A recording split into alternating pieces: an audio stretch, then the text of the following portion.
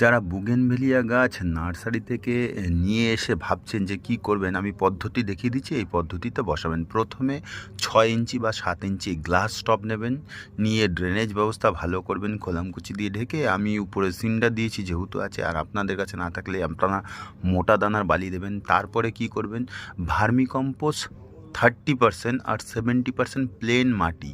আপনারা vermicompost skip করে গোবর সারও দিতে পারেন। দিয়ে মাটিটাকে ভালো করে মিশিয়ে নেবেন। 30% 30% দেবেন ভার্মিকম্পোস্ট অথবা গোবর সার, আর প্লেন মাটিতে বসাবেন। এইভাবে প্যাকেট খুলে দেখুন আমি কি সুন্দর বসিয়ে নিচ্ছি। এইভাবে বসাবেন, পুরো ডিপ করে বসাবেন না। আর একটা লাঠি দিয়ে বাঁধা থাকলে খুব ভালো হয়, কারণ এই গাছটার গোড়া যাতে কোনো মতেই না নড়ে। নর্মালি এরকম বসাবেন। বসিয়ে আমরা কি করব, আমরা এটাকে ফাঙ্গিসাইডের জল দেবো। তো এক্ষেত্রে আমি একটা ভালো টপ কোয়ালিটির ফাঙ্গিসাইড ইউজ করছি, যেহেতু এটা ফল গাছ না। আমি ফল গাছ সবজি গাছে সবসময় বলি অর্গানিক করতে। এটা অ্যামিস্টার টপ। এই অ্যামিস্টার টপ আমি 5 লিটার জলে 10 ফোঁটা দিচ্ছি। অন্যান্য গাছে 1 লিটার জলে 1 ফোঁটাই লাগে, এখানে আমি 2 ফোঁটা করে দিলাম 5 লিটার জলে।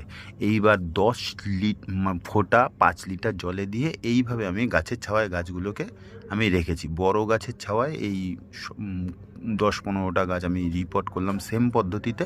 এবার ফাঙ্গিসাইড দিচ্ছি, ফাঙ্গিসাইডের জলটা আর কি টব ভর্তি করে দেবো। একবার খেয়ে নেবে, ঠিক 5 মিনিট বাদে আমি আবার দ্বিতীয় রাউন্ডে দেবো। এটা হচ্ছে প্রথম রাউন্ড।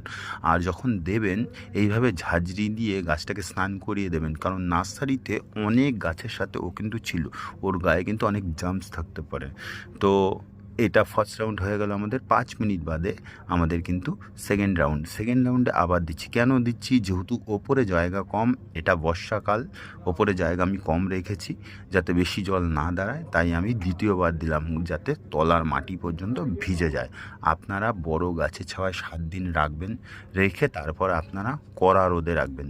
এটা হচ্ছে ঠিক 20 দিন বাদের রেজাল্ট। দেখুন এর আগের লটে আমি যেইগুলো বসিয়েছিলাম 20 দিন আগে, দেখুন এখন কীরকম সেম গাছই লাগিয়েছি, সেম পদ্ধতিতে কি সুন্দর হয়েছে দেখুন।